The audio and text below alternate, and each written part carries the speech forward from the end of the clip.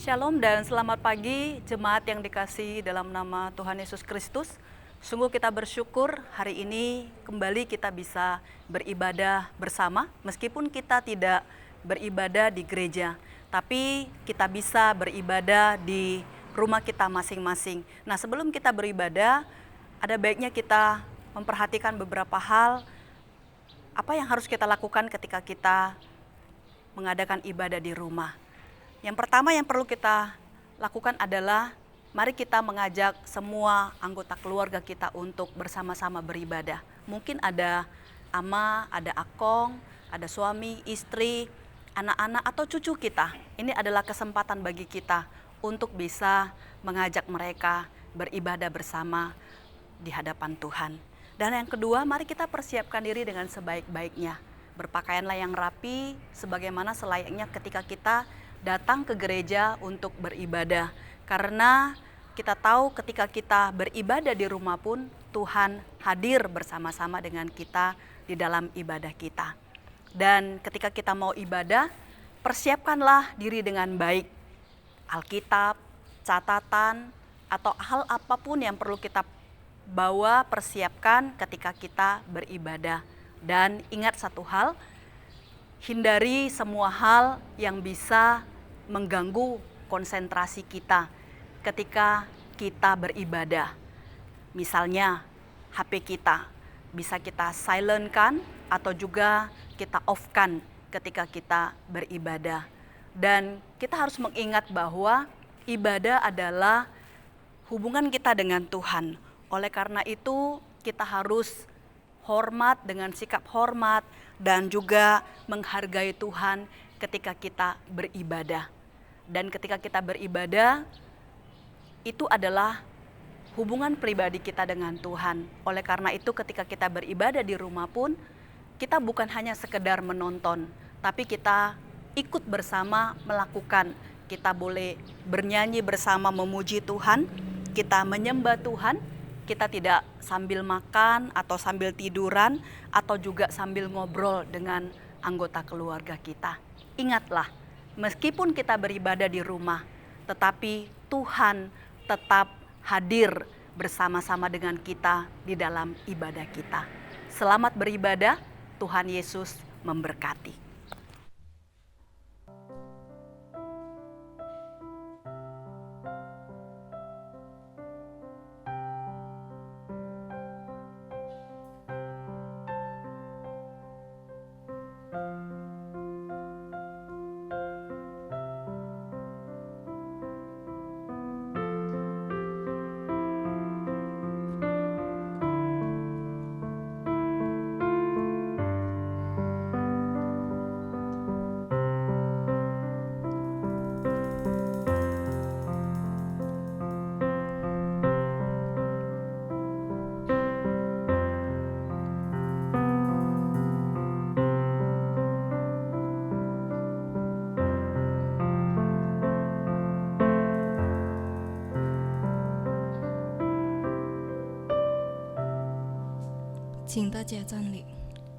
Jemaat dipersilakan berdiri. 神啊，愿列邦称赞你，愿万民都称赞你。地已经出了土产，神就是我们的神，要赐福于我们，神要赐福于我们，地的设计都要敬畏他。 Kiranya bangsa-bangsa bersyukur kepadamu, ya Allah. Kiranya bangsa-bangsa semuanya bersyukur kepadamu. Tanah telah memberi hasilnya. Allah, Allah kita memberkati kita. Allah memberkati kita, kiranya segala ujung bumi takut akan Dia. Amin.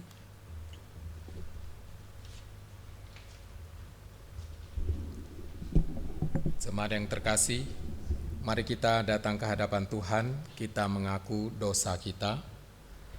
Namun dengarkanlah firman Tuhan dari Mazmur 139 ayat 1 sampai 2.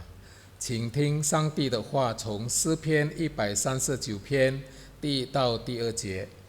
耶和华，你已经监察我，认识我，我坐下，我起来，你都晓得。你从远处知道我的意念. Tuhan, Engkau menyelidiki dan mengenal aku. Engkau mengetahui kalau aku duduk atau berdiri. Engkau mengerti pikiranku dari jauh. Mari kita mengambil waktu untuk mengaku dosa kita di hadapan Tuhan. Kita berdoa.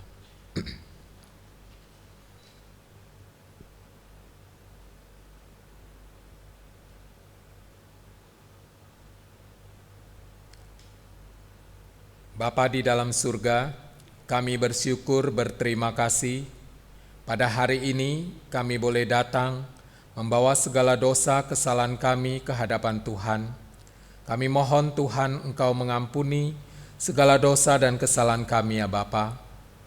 Bapa, kami mau memulai ibadah kami ini. Mohon kiranya Tuhan Engkau memberkati setiap kami, baik melalui pujian, melalui firman-Mu. Terima kasih Bapa, terima kasih juga untuk pengampunan dosa yang telah Tuhan berikan kepada kami. Di dalam nama Tuhan Yesus kami berdoa. Amin.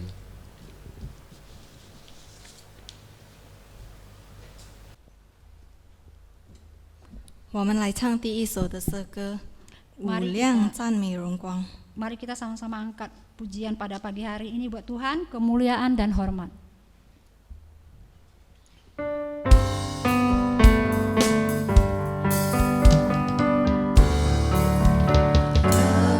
Kemuliaan dan hormat bagimu Rajaku.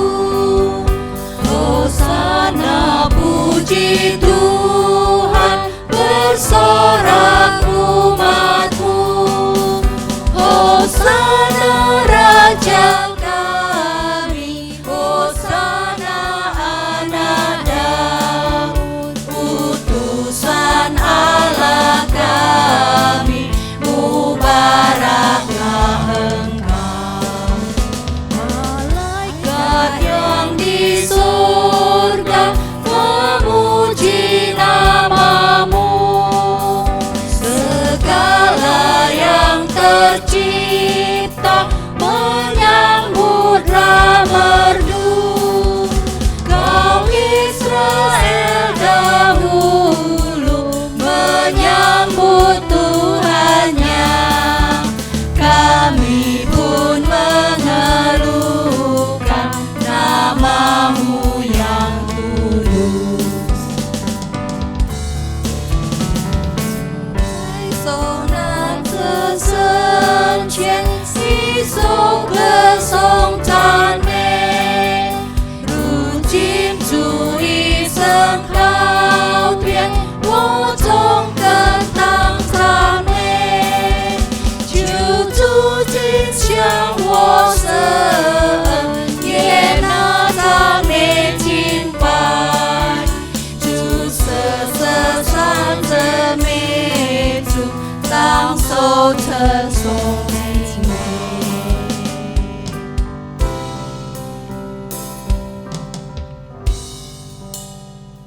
Kita bersatu dalam doa.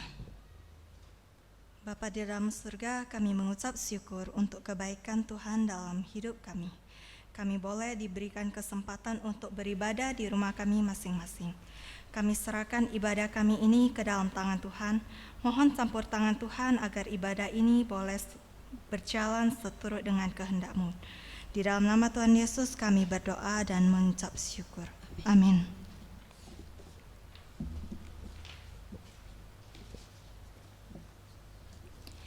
耶利米哀歌第3章22到24节，我们不止消灭，是出于耶和华主磐的慈爱，是因他的怜悯不止断绝，每早晨，这都是新的，你的诚实极其广大。 我心里说，耶和华是我的分，因此我要仰望他。 Ya, pembacaan Alkitab pada hari ini kita ambil dari Ratapan pasal 3 ayat yang 22 dan 24. Mari kita sama-sama membacanya. Tak berkesudahan kasih Tuhan, kasih setia Tuhan, tak habis-habisnya rahmat-Nya, selalu baru tiap pagi. Besar kesetiaan-Mu Tuhan adalah bagianku, kata jiwaku, oleh sebab itu aku berharap kepadanya. Sekali lagi, tak berkesudahan kasih Tuhan, tak habis-habisnya rahmat-Nya, selalu baru tiap pagi. Besar kesetiaan-Mu, Tuhan adalah bagianku, kata jiwaku, oleh sebab itu aku berharap kepadanya. 我们来唱第2首的诗歌，颂赞主圣名。 Kita angkat pujian berikutnya, terpujilah nama Allah.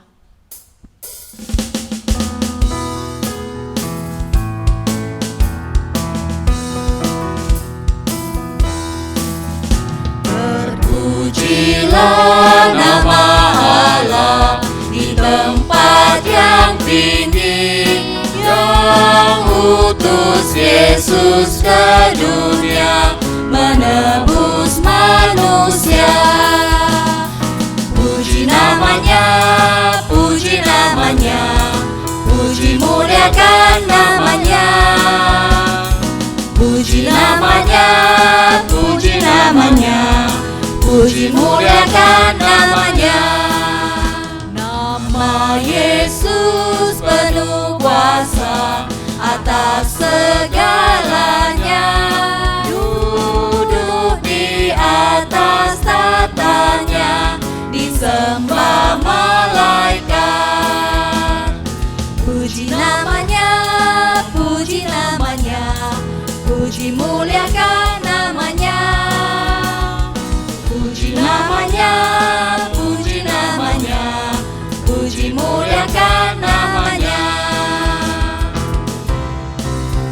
主名真为奇妙特赦，全能和平特质，万心跪拜，万口承认，荣耀永归主名。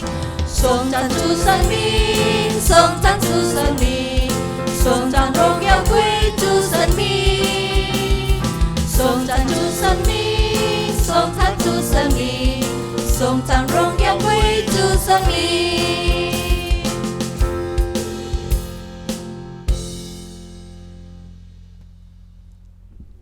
Kita akan sama-sama masuk di dalam doa syafaat. Kita akan berdoa yang pertama untuk pemerintahan Indonesia di dalam mempersiapkan protokol kesehatan menuju era new normal. Kedua, kita berdoa untuk kesehatan anggota keluarga kita. Lalu yang ketiga, kita berdoa untuk penginjilan yang dilakukan lewat media sosial, kiranya Tuhan memberkati. Mari kita sama-sama mengeluarkan suara kita berdoa. Bapa kami yang di surga, kami bersyukur, berterima kasih kepada Tuhan. Sampai hari ini Tuhan masih memberkati, memberi kekuatan dan kesehatan kepada kami. Bapa, kami datang ke hadapan Tuhan. Kami mau berdoa untuk pemerintahan Indonesia di dalam memikirkan bagaimana untuk Indonesia ini bisa melakukan aktivitas mereka, rakyat Indonesia bisa melakukan aktivitas mereka. Tuhan, Engkau yang menolong ya Bapa. Pemerintah sedang mempersiapkan protokol untuk bagaimana menjalani kehidupan. Tuhan, Engkau yang menolong ya Bapa. Di dalam era new normal ini yang telah mereka siapkan protokolnya, biarlah rakyat Indonesia bisa menjalaninya sesuai dengan protokol yang telah disiapkan. Bapa kami yang di surga, kami juga datang ke hadapan Tuhan. Kami mau berdoa untuk seluruh anggota keluarga kami.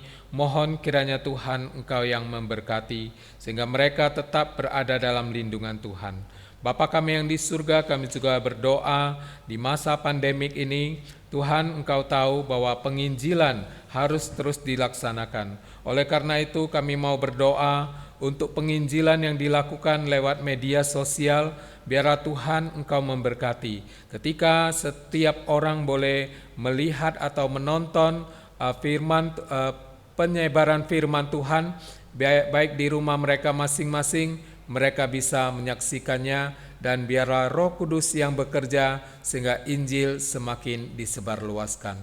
Terima kasih Bapa kami yang di surga, kami mau serahkan untuk semua doa syafaat kami ini ke dalam tangan Tuhan. Di dalam nama Tuhan Yesus kami berdoa. Amin.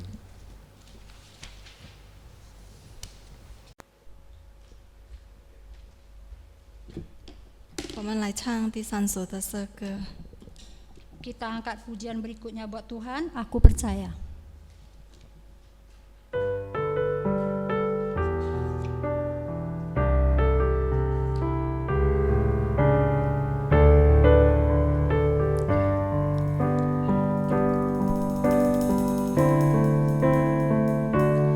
Tiada yang seperti Engkau, begitu mengasihiku. Kau Tuhan sanggup menjawab semua seru doaku. Tiada yang seperti Engkau, begitu mengasihiku. Kau Tuhan sanggup melawan seluruh kehidupanku. Aku percaya Tuhanku ajaib. Kau turun tangan memulihkanku. Aku percaya Tuhanku dahsyat. Kau turun tangan memberkatiku.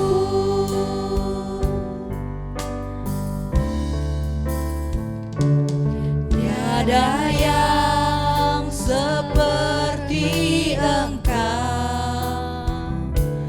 begitu mengasihiku. Kau Tuhan sanggup melawan seluruh kehidupanku. Aku percaya Tuhanku ajaib. Kau turun tangan memulihkanku. Aku percaya Tuhanku dahsyat. Kau turun tangan memberkatiku. Aku percaya Tuhanku ajaib. Kau turun tangan memulihkanku. Aku percaya Tuhanku dahsyat. Kau turun tangan memberkatiku. Kau turun tangan menyembuhkanku.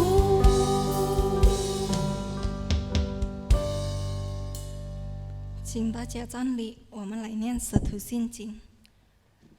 Jemaat dipersilakan berdiri, pengakuan iman rasuli. 我信上帝全能的父，创造天地的主。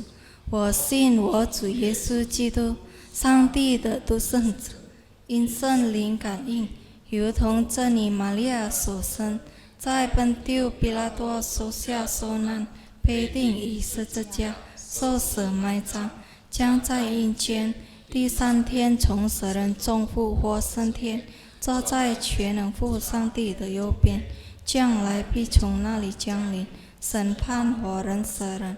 我信圣灵，我信圣而共的教会，我信圣徒相通，我信罪的赦免，我信身体复活，我信永生。阿门。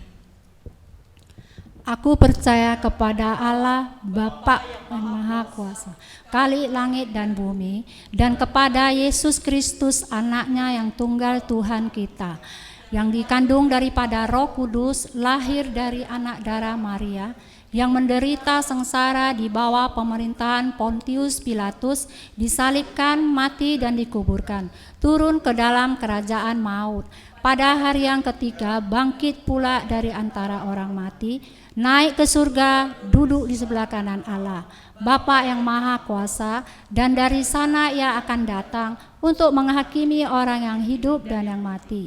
Aku percaya kepada Roh Kudus, gereja yang kudus dan am, persekutuan orang kudus, pengampunan dosa, kebangkitan orang mati, dan hidup yang kekal. Amin. 请经文，你们要赞美耶和华，敬畏耶和华。神喜爱他命令的，这人变为有福。他的后裔在世必全胜，正直人的后代必要蒙福。他家中有活物，有青财，他的公义存到永远。正正直直人人在在黑黑暗中暗中有有光光向他向他发现发现，他他有有恩惠恩惠，有有怜悯怜悯，有有公义公义。赦恩一人，接待一人的，这人社情顺利。他被审判的时候，要说明自己的缘。他永不动摇，一人被纪念，直到永远。他必不怕凶恶的信息，他心坚定，依靠耶和华。他心决定，从不惧怕，直到他看见敌人逃跑。他舍钱财，周济贫穷，他的仁义存到永远，他的脚必被高举，他大有荣耀。一起，二人看见便恼恨，必要牙儿消化。二人的心愿要归灭绝。阿门。 Responsoria. Haleluya, berbahagialah orang yang takut akan Tuhan, yang sangat suka kepada segala perintah-Nya. Anak cucunya akan perkasa di bumi, angkatan orang benar akan diberkati. Harta dan kekayaan ada dalam rumahnya. Kebijaksanaan, kebajikan tetap untuk selamanya. Di dalam gelap terlihat terang bagi yang orang benar. benar, pengasih dan penyayang orang yang adil. Mujur orang yang menaruh belas kasihan dan yang memberi pinjaman dan melakukan urusannya dengan sewajarnya. Sebab ia takkan goyah untuk selama-lamanya. Orang benar itu akan diingat selama-lamanya. Ia tidak takut kepada kabar celaka. Hatinya tetap penuh kepercayaan kepada Tuhan. Hatinya teguh, ia tidak takut, sehingga ia memandang rendah pahlawannya. Ia membagi-bagikan, ia memberikan kepada orang miskin. Kebajikannya tetap untuk selama-lamanya. Tanduknya meninggi dalam kemuliaannya. Sama-sama. Orang fasik melihatnya lalu sakit hati. Ia menggertakkan giginya lalu hancur. Keinginan orang fasik akan menuju kebinasaan. Oh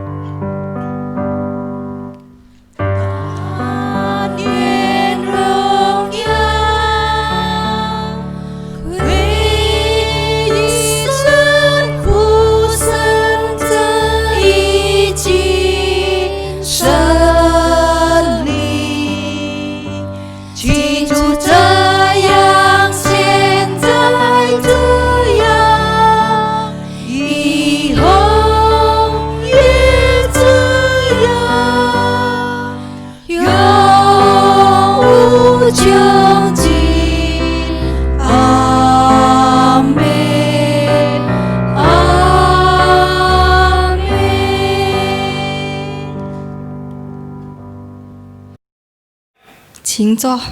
Jemaat dipersilakan duduk kembali. 还没听神的话，我们来唱第4首的诗歌。 Kita angkat pujian berikutnya buat Tuhan. Tidak dengan tangan hampa.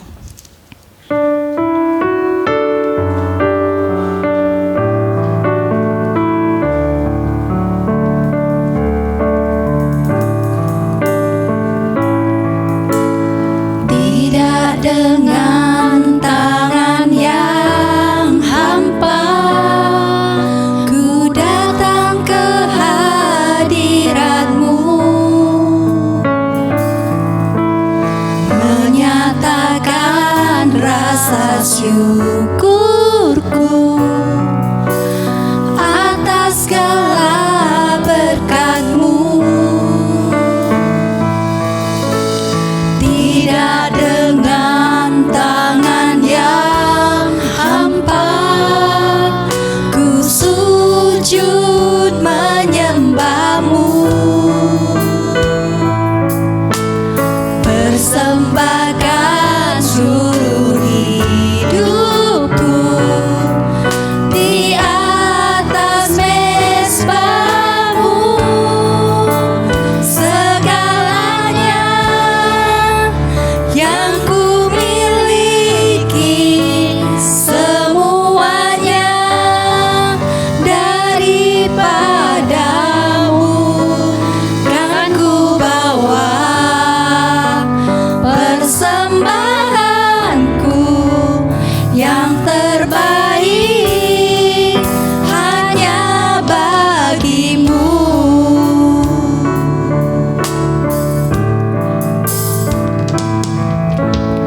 Tidak dengan tangan yang hampa, ku sujud menyembah-Mu,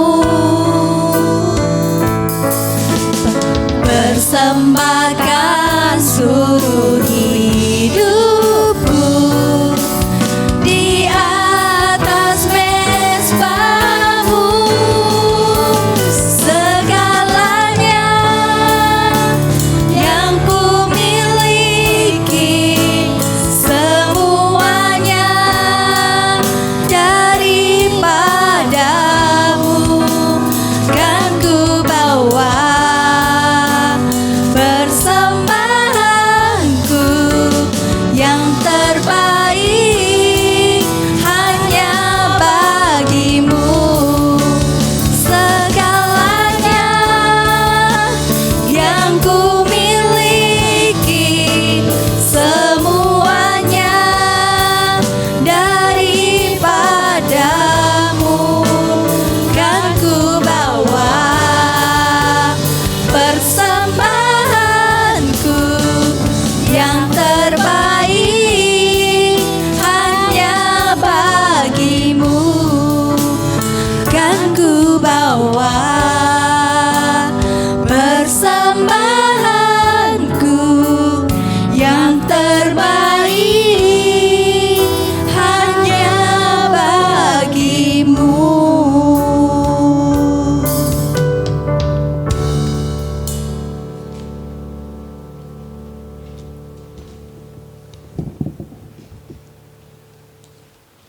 Shalom, jemaat yang terkasih.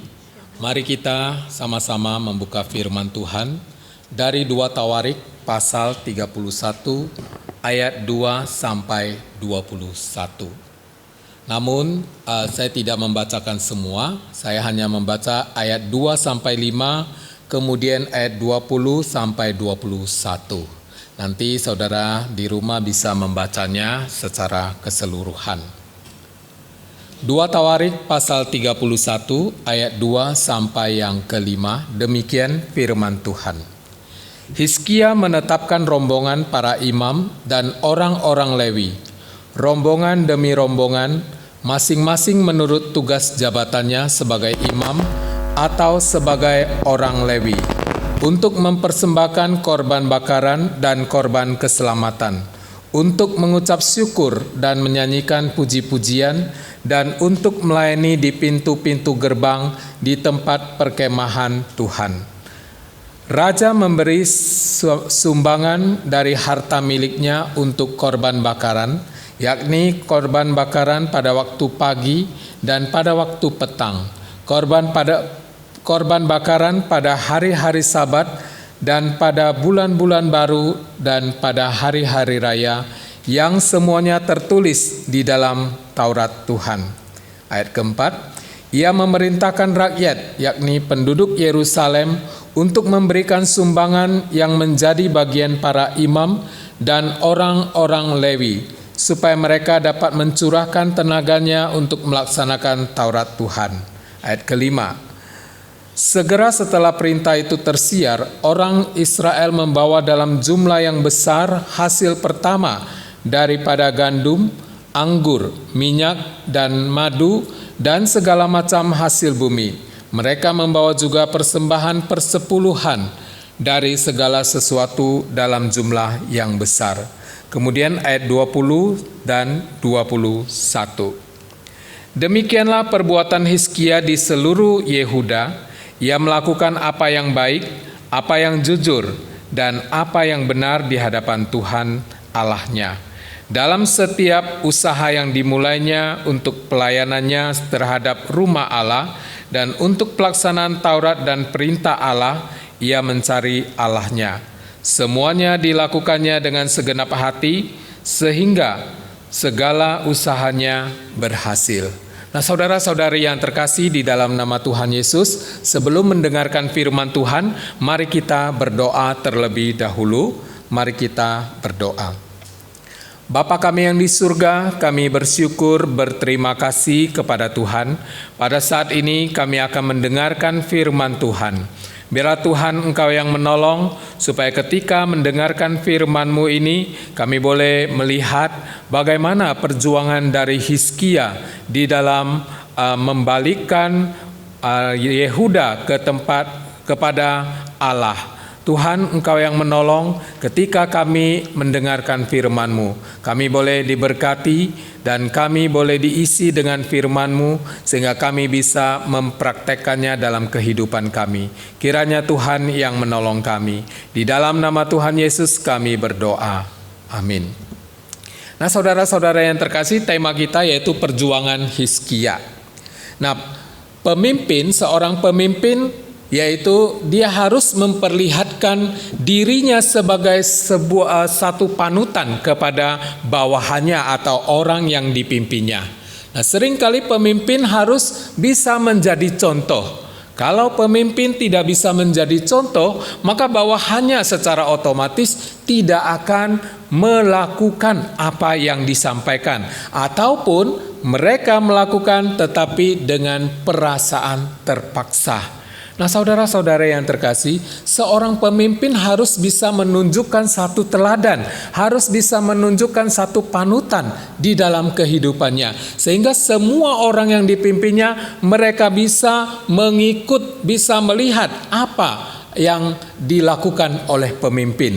Dan pemimpin bukan hanya mengumbarkan ucapan atau janji-janji saja. Kalau pemimpin yang demikian, maka dia akan mengalami kegagalan. Nah, ada juga pemimpin yang memaksakan apa yang dia inginkan kepada orang lain, supaya mereka yang mengikut dia harus menjalankan apa yang diinginkan, sementara dia tidak memberikan satu teladan yang terbaik. Nah, saudara yang terkasih, ini sama artinya dengan orang Farisi dan ahli Taurat di dalam Perjanjian Baru. Mereka tahu segala sesuatu, tapi mereka tidak memberikan teladan. Mereka tidak memberikan contoh bagaimana pelaksanaannya. Mereka hanya menuntut orang-orang harus melakukannya sebagaimana mestinya. Tetapi pada akhirnya orang-orang yang memimpin seperti itu tidak akan berhasil. Karena apa? Orang-orang mungkin yang menjadi pengikutnya mereka menjalani segalanya itu dengan perasaan terpaksa. Mereka merasa terpaksa untuk melakukan karena mereka melihat pemimpinnya tidak melakukannya. Oleh karena itu seorang pemimpin harus bisa memberikan teladan. Nah, Tuhan Yesus ketika memberikan teladan kepada murid-muridnya, dia mau mengajarkan kepada murid-muridnya, sebelumnya dia harus memberikan satu teladan kepada murid-muridnya. Salah satu contoh yaitu dia membasuh kaki murid-muridnya. Ini adalah satu teladan. Nah, biasanya orang melihat bahwa justru yang bawahan membasuh, tapi Yesus melakukan yang sebaliknya. Yesus mau memberikan satu teladan supaya murid-murid juga merendahkan diri satu dengan yang lain. Nah, saudara yang terkasih di dalam nama Tuhan Yesus, tidak tertutup kemungkinan bagi kita, yaitu bagi saya dan Anda sekalian, untuk bisa terjatuh ketika kita menjadi seorang pemimpin. Yaitu kita hanya memerintah saja, tetapi kita tidak bisa memberikan teladan.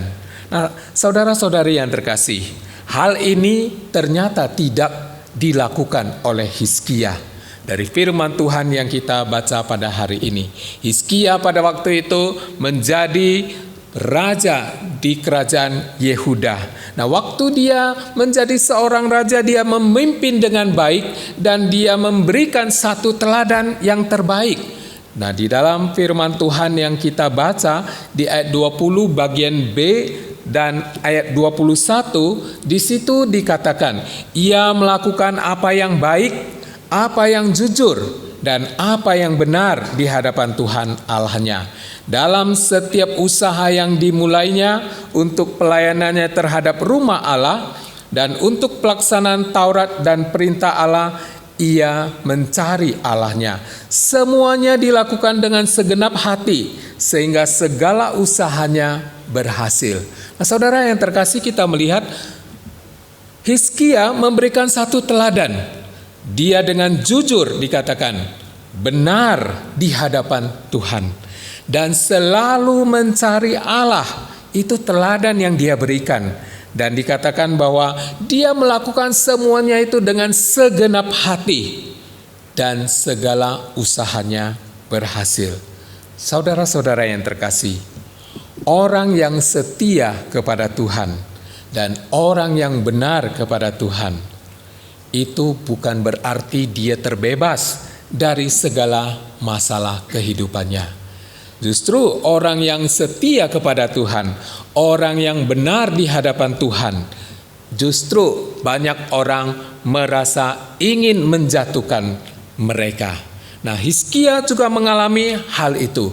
Nah, Hizkia mengalami satu proses demi proses ketika dia setia kepada Tuhan. Nah, di dalam 2 Tawarik pasal 32 ayat yang pertama, di situ dikatakan setelah peristiwa yang menunjukkan kesetiaan Hizkia itu, datanglah Sanherib, raja Asyur, menyerbu Yehuda. Ia mengepung kota-kota berkubu dan berniat merebutnya.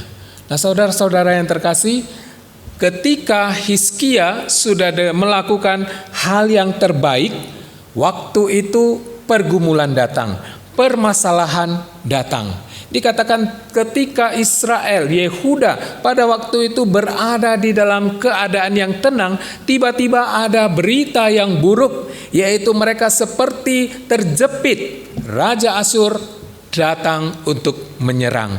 Nah, pada waktu itu Raja Asyur sudah siap-siap untuk mengepung kota-kota Yehuda pada waktu itu. Sehingga sebenarnya hal ini bisa membuat rakyat Yehuda semuanya menjadi kacau hati mereka.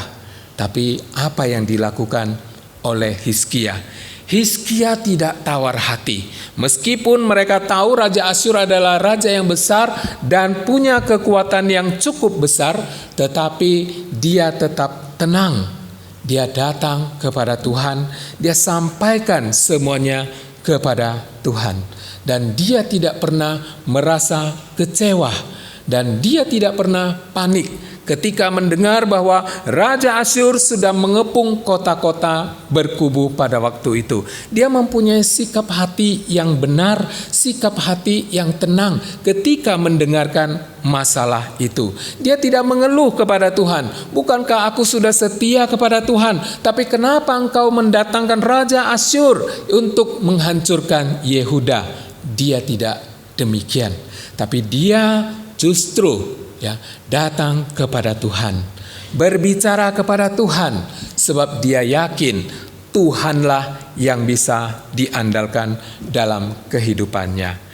Nah, saudara-saudara yang terkasih, kita melihat pada akhirnya dia bisa memberikan kekuatan kepada rakyat Yehuda dengan mengatakan di dalam 2 Tawarik pasal 32 ayat yang ke-7, dia katakan, kuatkanlah dan teguhkanlah hatimu, janganlah takut dan terkejut terhadap Raja Asyur serta seluruh laskar yang menyertainya. Karena yang menyertai kita lebih banyak daripada yang menyertai dia. Nah, di sini dia berusaha menenangkan keadaan Yehuda supaya mereka merasa nyaman, mereka bisa merasa tenang menghadapi musuh. Dan pada waktu itu dikatakan yang beserta dengan kita itu lebih besar jumlahnya. Artinya dia katakan Tuhan beserta kita, Tuhan yang akan melindungi kita, Tuhan yang akan menjauhkan dari segala tantangan permasalahan. Nah, Hizkia melakukan semuanya itu dengan hati yang tulus. Dia melakukannya untuk Tuhan. Dia melakukannya dengan ketenangan. Dan kita melihat pada akhirnya Tuhan memberikan kepada mereka satu kemenangan. Nah, mengapa Hizkia bisa dengan tenang menghadapi situasi yang pada waktu itu sebenarnya sudah sangat ketakutan? Karena raja yang datang itu adalah raja yang mempunyai satu kekuatan yang luar biasa. Ternyata Hizkia sudah banyak belajar dari leluhurnya, yaitu bapa leluhurnya, yaitu Daud. Dia sudah belajar bagaimana orang yang benar di hadapan Tuhan, orang yang setia kepada Tuhan, mereka akan mendapatkan kemenangan di dalam kehidupannya. Oleh karena itu, dalam kepemimpinan dia sebagai seorang raja, di dalam 2 Tawarik pasal 29 ayat 1 sampai 2 di situ menjelaskan 29 tahun dia memerintah kerajaan Yehuda. Karena apa? Karena dia meneladani Daud, bapa leluhurnya. Dia melakukan apa yang benar di mata Tuhan, seperti yang dilakukan oleh bapa leluhurnya. Nah, saudara-saudara yang terkasih di dalam nama Tuhan Yesus, bagaimana ketika Hizkia mengetahui kondisi Yehuda pada waktu itu? Dia langsung mengadakan satu perubahan, yaitu dia menguduskan rumah Tuhan. Dia menguduskan rumah Tuhan karena dia tahu nenek moyang mereka dulu sudah berubah setia kepada Tuhan, tidak lagi setia kepada Tuhan. Bahkan apa yang mereka lakukan itu adalah hal-hal yang jahat di mata Tuhan. Dan bahkan Yehuda memalingkan wajahnya daripada Tuhan. Mereka tidak mau memandang kepada Tuhan, mereka membelakangi Tuhan, menutup pintu-pintu rumah Tuhan, dan mereka tidak memberikan korban persembahan bakaran kepada Tuhan. Nah, akibatnya apa? Nenek moyang mereka tewas di dalam peperangan dan keturunan mereka menjadi tawanan. Nah, oleh karena itu masa kepemimpinan Hizkia, dia ingin mengadakan satu pembaharuan, reformasi besar-besaran kepada Yehuda, supaya mereka bisa menjadi teladan bagi semua yang akan kembali dari pembuangan. Dia memanggil mereka untuk kembali melayani Tuhan. Dia mengajak mereka untuk beribadah kepada Tuhan, untuk memperhatikan rumah Tuhan kembali. Dan dia mengingatkan mereka jangan melalaikan beribadah kepada Tuhan. Hizkia mengajak rakyat Yehuda untuk sama-sama diperbaharui, untuk sama-sama bertobat. Oleh karena itu, di dalam 2 Tawarik pasal 29 ayat 15 sampai 17 mereka mulai mengadakan pembaharuan. Dikatakan di bulan pertama tanggal pertama, ketika mereka merayakan hari raya, ketika mereka merayakan satu tahun yang baru, mereka mengadakan satu pertobatan yang luar biasa. Sehingga dikatakan mereka membawa korban persembahan kepada Tuhan sebagai penghapus dosa. Dan kemudian mereka menaikkan nyanyian pujian yang diiringi dengan alat-alat musik. Mereka mau hanya menyembah kepada Tuhan saja. Hizkia berhasil membawa Yehuda di dalam pertobatan kepada Tuhan. Dia ingin membawa diri mereka masing-masing kepada Tuhan. Hizkia sendiri memberikan contoh kepada rakyatnya. Dia bersama dengan rakyatnya untuk membawa segala harta benda yang mereka miliki untuk dipersembahkan kepada Tuhan, yang selama ini sudah dilupakan oleh nenek moyang mereka. Tapi Hizkia mengajak Yehuda kembali kepada Tuhan, mengadakan satu pembaharuan di dalam diri mereka. Oleh karena itu di dalam teks firman Tuhan yang kita baca ini dikatakan bahwa mereka kembali diperbaharui. Rumah Tuhan difungsikan kembali, para imam kemudian berbalik kepada fungsinya. Para imam kembali melaksanakan fungsinya sebagai imam. Hanya saja waktu itu Hizkia melihat mereka belum melakukan perayaan Paskah. Perayaan Paskah adalah perayaan yang biasa dilakukan, tetapi ketika mereka bersama-sama mereformasi diri mereka, waktu itu perayaan Paskah sudah lewat. Oleh karena itu, Hizkia melakukan musyawarah dengan rakyatnya. Dia mengajak rakyatnya berbicara bagaimana solusi tentang perayaan Paskah ini. Tetapi niat baik daripada Hizkia justru ditertawai oleh rakyat Yehuda, dan mereka semua mengolok-olok dia, mencibirkan dia. Nah, saudara yang terkasih, mungkin ketika kita menjadi seorang pemimpin, kita mengadakan satu pembaharuan dan kita mengajak orang untuk sungguh-sungguh bertobat, bisa saja kita juga ditertawai, kita diolok-olokkan. Nah, Hizkia mengalami hal itu. Tetapi ketika dia sudah mulai memutuskan akan mengadakan satu Paskah, dan pada waktu itu ada 3 bangsa yang ikut, yaitu dari suku Asyer, Manasye, dan Zebulun. Mereka bergabung bersama Hizkia untuk bersama-sama menaikkan ibadah Paskah, merayakan Paskah bersama dengan mereka. Nah, perayaan Paskah yang diadakan itu sungguh memberkati mereka semuanya. Karena apa yang mereka lakukan, di Alkitab dikatakan itu menyenangkan hati Tuhan. Nah, saudara-saudara yang terkasih di dalam nama Tuhan Yesus, apa yang Raja Hizkia lakukan itu mendapatkan respon yang positif dari rakyat Yehuda. Meskipun ada sebagian suku itu menertawakan Hizkia, tapi dia tidak peduli dengan semuanya itu. Nah, saudara-saudara yang terkasih, apa yang telah dilakukan oleh Hizkia? Pembaharuan apa yang telah dilakukan? Yaitu mereka memusnahkan tempat pemujaan berhala. Yang selama ini mereka puja berhala-berhala itu dimusnahkan oleh Raja Hizkia. Kemudian mereka juga mulai membawa persepuluhan, baik dari hasil pertamanya maupun dari kekayaan mereka. Mereka membawa semuanya kepada Tuhan.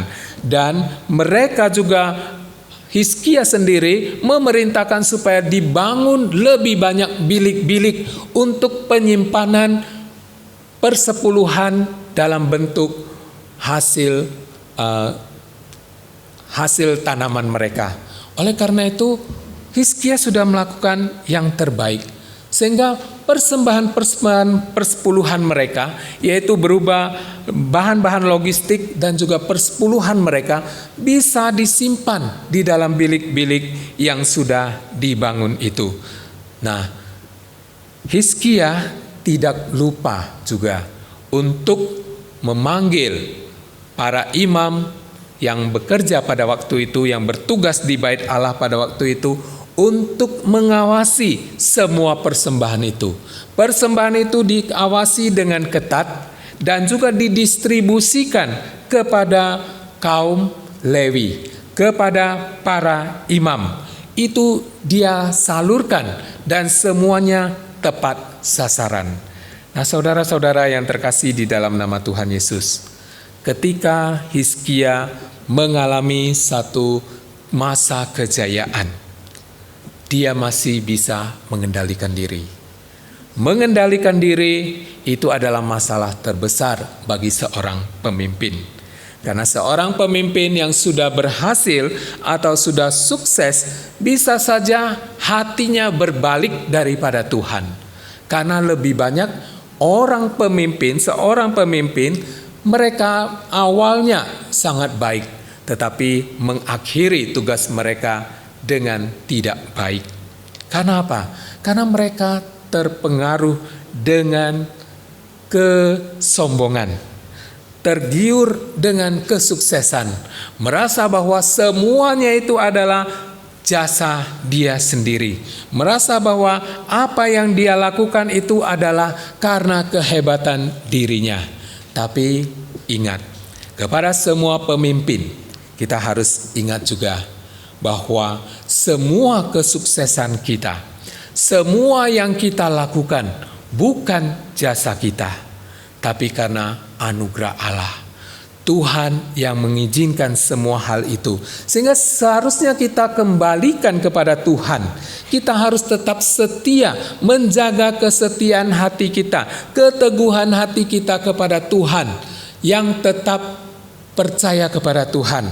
Kita harus tetap percaya, mengandalkan Tuhan dalam setiap hal yang kita jalani. Sehingga kita bisa seperti Hizkia di dalam kesuksesannya. Persembahan-persembahan yang masuk dikelola dengan baik, dikelola dengan bertanggung jawab. Azaria pada waktu itu sebagai pemimpin di dalam rumah ibadah, dia diangkat untuk mengorganisir semua persembahan persepuluhan, semua hal-hal yang diterima pada waktu itu, dan juga didistribusikan dengan baik dan tepat sasaran. Oleh karena itu, Azaria membuat dua kelompok di dalam mengurus persembahan-persembahan itu. Yang pertama yaitu orang-orang yang mengurus bagian penerimaan persembahan itu, lalu memasukkan di dalam bilik-bilik. Lalu kelompok kedua yaitu mengeluarkan, mendistribusikan semuanya itu kepada orang-orang yang tepat, yaitu kepada kaum imam, kepada kaum Lewi yang berhak mendapatkannya, dan juga orang-orang yang membutuhkan menurut pandangan mereka. Nah, di sini kita melihat bahwa Hizkia berhasil karena dia mencari kehendak Tuhan. Nah, saudara-saudara yang terkasih, banyak sekali lembaga atau gereja di dalam pelayanannya mungkin mereka sudah tergiur dengan kesuksesannya. Mereka melakukan segala sesuatu dengan profesional, tetapi mereka lupa tanpa Tuhan. Memang kelihatannya sukses, tapi tanpa Tuhan tidak akan berfungsi sebagaimana mestinya. Nah, saudara-saudara yang terkasih di dalam nama Tuhan Yesus, pengalaman Raja Hizkia adalah kesaksian yang luar biasa. Karena di dalam keadaan terjepit, ya, ketika dia mulai memimpin, kerajaan Yehuda mau diserang oleh Raja Asyur. Tapi dia tetap tenang karena dia percaya sepenuhnya kepada Tuhan. Sehingga dia sebagai seorang pemimpin, dia bisa menenangkan rakyatnya supaya mereka harus tenang. Mereka harus tetap mengandalkan Tuhan dalam kehidupannya. Nah, seringkali seorang pemimpin ketika berada di dalam keadaan terjepit dan mereka merasa sangat takut, mereka sembarangan berbuat. Mereka sembarangan mengambil tindakan. Misalnya Raja Saul, ketika mereka menunggu Nabi Samuel untuk datang membawa persembahan untuk Tuhan, dan waktu itu sudah ditunggu terlalu lama, sementara rakyat juga merasa bahwa kalau tidak diberikan persembahan, mereka juga akan mengalami kekalahan. Sehingga Raja Saul pada waktu itu dia yang mulai takut kehilangan rakyatnya yang mulai meninggalkan dia takut mengecewakan mereka. Akhirnya dia dengan keberanian mengambil hak daripada imam untuk memberikan persembahan. Dan pada waktu itu Tuhan menolak dia. Nah, saudara-saudara yang terkasih, seringkali di dalam keadaan terjepit, dalam keadaan kita takut, kita sembarangan mengambil keputusan. Ingatlah, kalau kita terus mengandalkan Tuhan, Tuhan tidak pernah mengecewakan. Tapi kalau kita mengandalkan manusia, pada akhirnya kita akan mengalami kekecewaan. Karena yang diandalkan bukanlah Tuhan. Apa yang diandalkan oleh Hizkia yaitu Tuhan. Dia percaya sekalipun Raja Asyur sudah mulai mau mengepung pada waktu itu, tapi dia tetap percaya Tuhan akan memberikan kemenangan. Karena dia tahu kalau mengandalkan manusia selalu akan mengalami kekecewaan. Nah, bahkan di situ dikatakan musuh mereka kelihatannya sangat banyak, ya, dan bahkan lebih banyak daripada suku Yehuda. Tapi Raja Hizkia bisa mengatakan, jangan takut, sebab yang beserta dengan kita lebih banyak daripada tentara Asyur.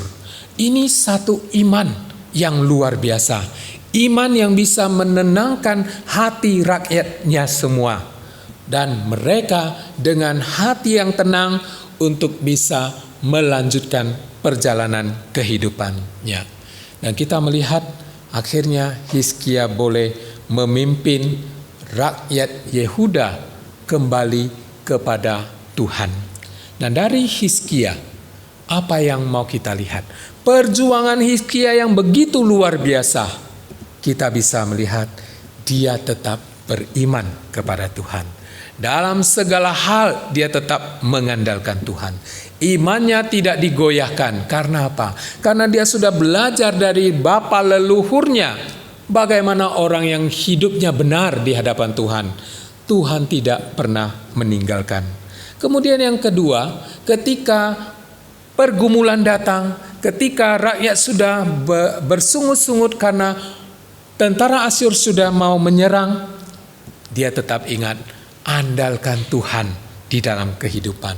Andalkan Tuhan di dalam masalah-masalah yang dihadapi. Nah, sekalipun ketika dia mengajak mereka untuk reformasi, untuk mengadakan satu perayaan Paskah, hanya 3 suku yang mau gabung dengan dia. Sisanya mereka mengejek, mengolok-olok, dan seolah-olah Hizkia tidak cocok menjadi pemimpin. Tapi dia memandang kepada Tuhan. Dia tidak takut kepada manusia yang mau meninggalkan dia. Tapi dia tetap percaya kepada Tuhan dan bersandar kepada Tuhan. Dia yakin bahwa Tuhan akan memberikan kemenangan.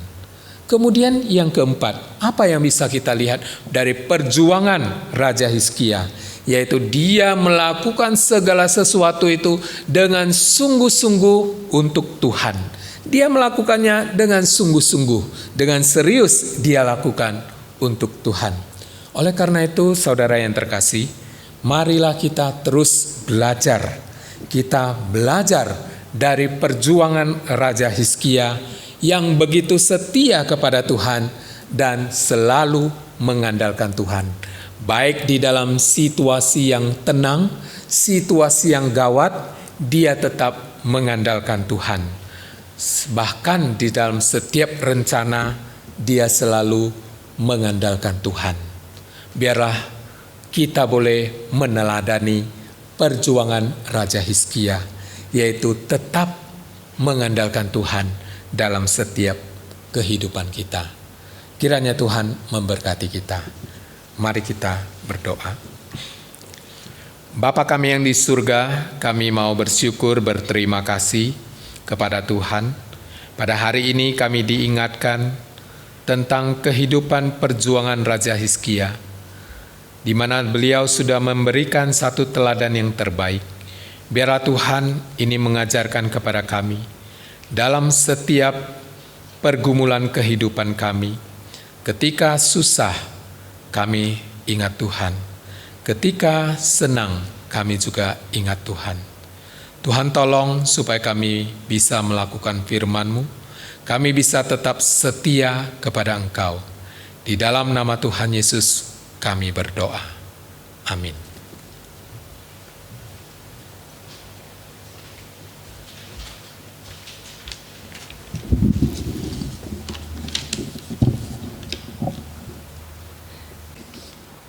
你要依财物和一切处俗的土产敬荣耶和华，这样你的仓房必充满友谊，你的旧宅有新就应益。 Muliakanlah Tuhan dengan hartamu dan dengan hasil pertama dari segala penghasilanmu. Maka lumbung-lumbungmu akan diisi penuh sampai melimpah-limpah, dan bejana pemeramu akan meluap dengan air buah anggurnya. Kita akan memberikan persembahan buat Tuhan. Kita angkat pujian. 我们来唱向主献诚和受奉献。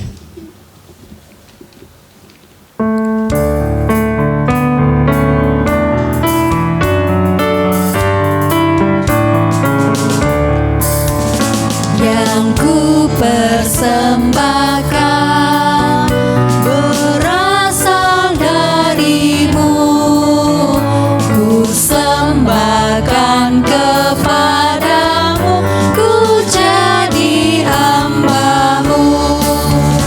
Tuhan peliharaku dan ku dikuatkan, ku giat melayanimu, muliakan namamu, dan semua milikku ku terima darimu, bagaikan buah sulungku ku berikan padamu.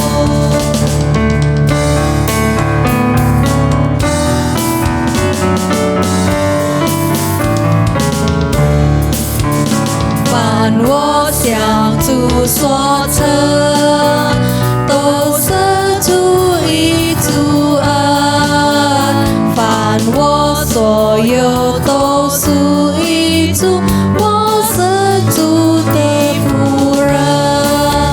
凡我金银财宝，都是主一主恩，愿将一切主属过程，乐意向主相称，舍贫困的富养，舍弱者的刚强，更将主恩释放传扬，领为迷路群羊。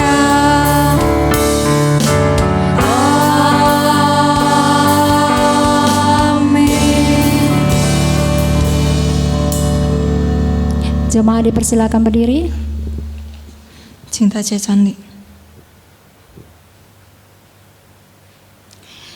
Ya Allah, Bapak kami yang di surga, Bapak kami yang baik, terima kasih Tuhan, hari ini kami boleh datang di hadapan Tuhan.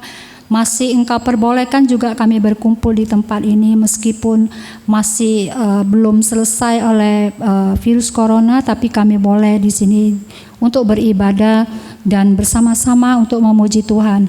Tuhan, ampunilah kesalahan dan dosa kami, di mana kami selalu melakukan yang tidak berkenan di hadapan Tuhan, maupun itu melalui pikiran kami, maupun perkataan kami, perilaku kami, di mana kami selalu membuat tidak berkenan di hati Tuhan. Biarlah untuk hari-hari yang akan datang, Tuhan boleh mengajarin kami untuk lebih patuh dan melakukan terbaik untuk apa yang Tuhan mau dan berkenan di hadapan Tuhan. Tuhan, meskipun dalam keadaan yang sangat akibat COVID-19 ini, sebagian kami mungkin ada yang terdampak akibat berbagai hal dalam kehidupan kami, tapi Engkau masih memberkatin kami, mencukupi kebutuhan kami melalui setiap berkat-berkat yang ada sekitar kami. Terima kasih Tuhan, hari ini apa yang kami peroleh pun adalah berkat daripada-Mu ya Tuhan, yaitu setiap berkat yang kami dapat daripada-Mu ya Tuhan. Pada pagi hari ini kami akan mengembalikannya kembali untuk Tuhan, sehingga Tuhan juga boleh memberikan yang terbaik bagi setiap kami, yaitu untuk memberikan yang lebih baik lagi dan lebih baik lagi. Hari ini Tuhan, kami mempersembahkan yang di mana kami sebelumnya menerima persembahan dari Tuhan yang Tuhan berkati melalui berbagai aspek kehidupan kami memberikannya kembali. Biarlah Tuhan juga yang menguduskan dan bisa dipakai di tempat ini untuk kemuliaan nama Tuhan. Dalam nama Yesus, Juru Selamat kami yang hidup, kami berdoa dan mengucap syukur. Amin. 但愿上帝祝福我们所奉献的一切财物，分别为神用在神中，国产神国荣耀主名。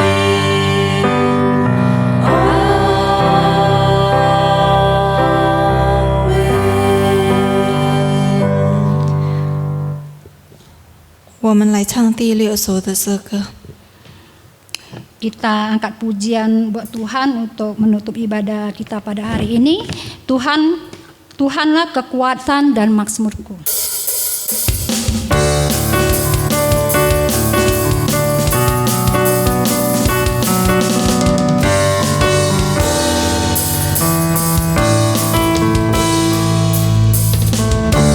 Tuhanlah kekuatan dan mazmurku,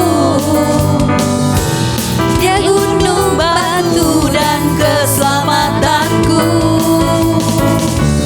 Hanya padamu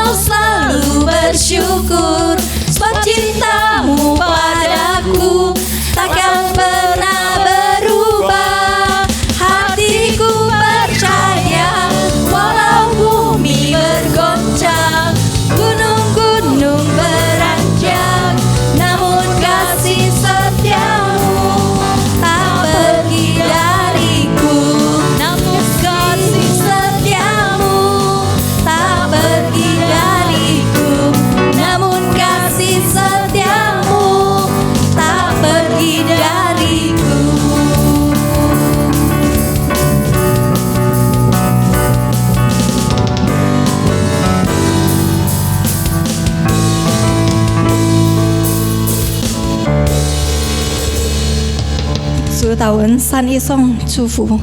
Doa Bapak kami. Kami yang di surga, dikuduskanlah namamu, datanglah kerajaanmu, jadilah kehendak-mu di bumi seperti di surga. Berikanlah kami pada hari ini makanan kami yang secukupnya, dan ampunilah kami atas kesalahan kami seperti kami juga mengampuni orang yang bersalah kepada kami. Dan janganlah membawa kami ke dalam percobaan, tetapi lepaskanlah kami daripada yang jahat, karena Engkau yang mempunyai kerajaan dan kuasa dan kemuliaan sampai selama-lamanya. Amin.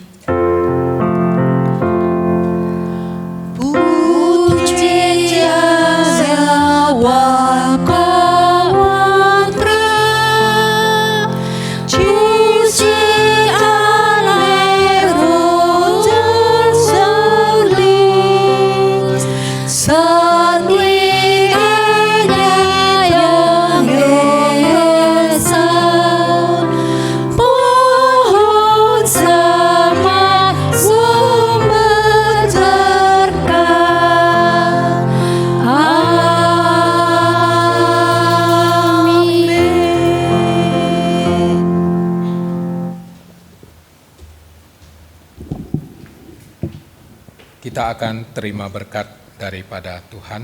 我们领受上帝的祝福。愿我主耶稣基督的恩惠、上帝的慈爱、圣灵的感动，常与你们众人同在，从今时直到永远。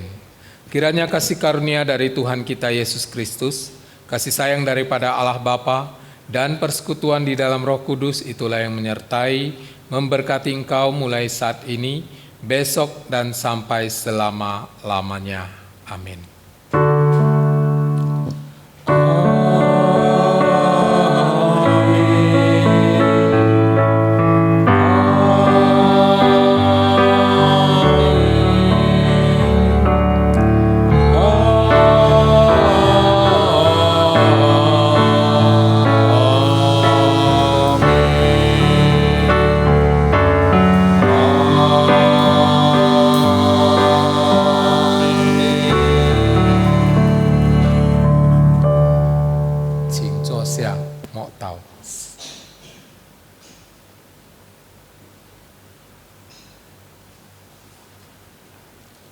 Amin. Saudara-saudara yang terkasih, saat ini kita akan mendengarkan warta gereja. Kami hamba Tuhan dan majelis mengucapkan terima kasih kepada saudara-saudari yang sudah mengikuti ibadah di rumah masing-masing. Kiranya Tuhan Yesus memberkati kita semua.